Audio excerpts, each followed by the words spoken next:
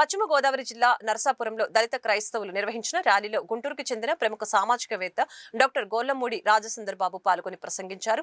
కొన్ని మతాల్లోని ఎస్సీలు అంటూ క్రైస్తవ ముస్లిం మతాల్లోని ఎస్సీలు కాదంటూ గతంలో ఒక అక్రమ ఉత్తరం జారీ చేసి 40 కోట్ల మంది ఎస్సీల జీవితాలకు నష్టం కలుగచేసిన అంశాన్ని ఐక్యంగా అడ్డుకోవాలని పిలుపునిచ్చారు. ఈ కార్యక్రమానికి పాస్టర్ రూబేన్ అధ్యక్షత వహించారు. డాక్టర్ గోళ్లమూడి మాట్లాడుతూ ర్యాలీతోని పని జరగదని, మోషే ప్రవక్త ఫరోరాజు నుండి 430 సంవత్సరాలుగా బానిసత్వంలో ఉన్న ఇశ్రాయేలుని ఏ విధంగా బానిసత్వం నుంచి విడిపించాడో అదే విధానంలో ఆందోళన చేసి ఈ ఆపద నుండి మనల్ని మనం కాపాడుకోవాలని అన్నారు.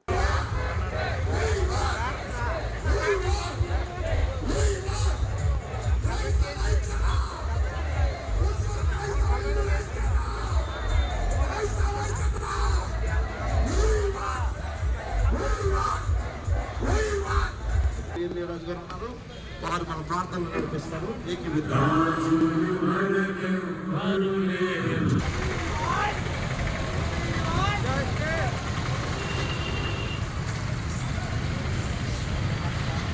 ప్రార్థనా మందిరాలు మసీదుల మీద దాడులను ఆపాలి. ప్రార్థనా మందిరాలు మసీదుల మీద జరుగుతున్న దాడులను ఆపాలి. ప్రార్థనా మందిరాల మీద జరుగుతున్న దాడులను వర్ధిల్లాలి. మత సామ్రాజ్యం వర్ధిల్లాలి. మత సామ్రాజ్యం వర్ధిల్లాలి. హిందూ ముస్లిం ఐక్యత వర్ధిల్లాలి. హిందూ ముస్లిం ఐక్యత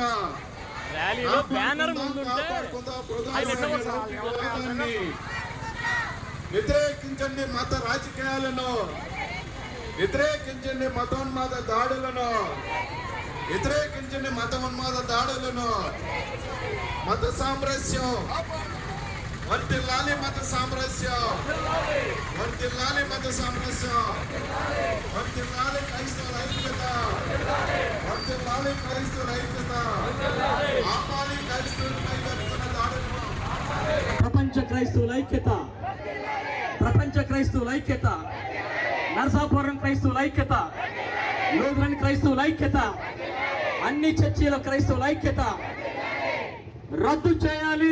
1950 నాటి రాష్ట్రపతి ఉత్తర్వులను రద్దు చేయాలి. 1950 నాటి రాష్ట్రపతి ఉత్తర్వులను రద్దు చేయాలి. రాష్ట్రపతి ఉత్తర్వులను వెంటనే. సుప్రీంకోర్టు ఇచ్చిన తీర్పు అన్యాయం, అక్రమం. మీకు ఆ విషయం ఒక్కటే చెప్తాను.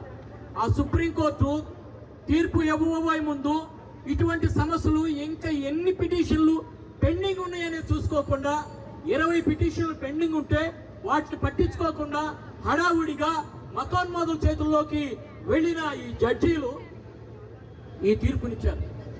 నేను త్వరలోనే సాంఘిక సంక్షేమ శాఖ మంత్రిని కలిసి ఇప్పుడు చింతాడ ఆనంద్ సాంఘిక సంక్షేమ శాఖకి అప్పీల్ చేసుకున్నాడు.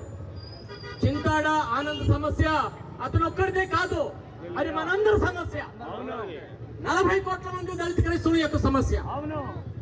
కనుక నేను కొంతమందితో పాస్టర్లతో కానీ క్రైస్తవ సంఘాల నాయకులతో కానీ మంత్రిని కలిసి స్టే ఇవ్వమని అడగబోతున్నాను. ప్రార్థించండి.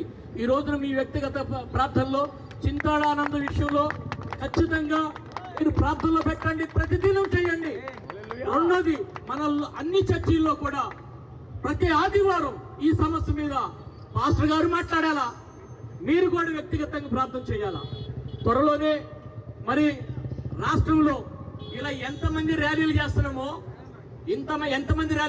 అందరం కలిసి ఆగస్టు 10వ తారీఖున విజయవాడ కానీ గుంటూరు కానీ ఎక్కడ పర్మిషన్ వస్తే అక్కడ లక్షల మందితో మన క్రైస్తవులతో కార్యక్రమం జరుపుతాం. ఆ రోజంతా కూడా మనం ఈ యుద్ధానికే కేటాయించుకుందాం. యెహోవా యుద్ధం చేసేవాడు యెహోవా. ఇందుట్లో పోరాటాల్లో మనకి బైబిలే ఒకటి నేర్పింది. మోషే ప్రవక్త బానిసత్వం నుంచి ఇశ్రాయేలును తీసుకురావడానికి ఫరో రాజుతో చక్రవర్తితో ఎన్నిసార్లు కార్యక్రమాలు చేశాడు తెలుసు కదా. ఒకసారి మిడతల తండు, ఒకసారి కప్పల తండు, ఒకసారి నీటి అంతట్లు కూడా రక్తంగా మార్చాడు. ఇలా రకరకాల కార్యక్రమాలు చేసి అతనికి భయం ముట్టేటట్టు చేసి తన జనాన్ని తీసుకుని కనానికి వెళ్ళిపోయాడు. అట్లాగనే మనం కూడా రకరకాలైన కార్యక్రమాలు చేసి ఇవాళ రూబెన్ గారు నరసాపురం వాళ్ళు అంటే నరసాపురం అంటే క్రైస్తవ రాజు క్రైస్తవులు అంటే రాజులు అనిపించాలా. ఇక్కడ నరసాపురానికి రూబెన్ గారే మనకు మోషే, మన భారతదేశం మొత్తానికి అంబేద్కర్ గారు మోషే, మన భారతదేశం మొత్తానికి అంబేద్కర్ గారు మోషే. నాకు ఈ అవకాశం ఇచ్చిన పెద్దలకి రూబెన్ గారికి నేను ధన్యవాదాలు తెలియజేస్తూ వారి యొక్క ఆరోగ్యం గురించి కూడా ప్రార్థించమని కోరుతూ నేను సెలవు తీసుకుంటాను.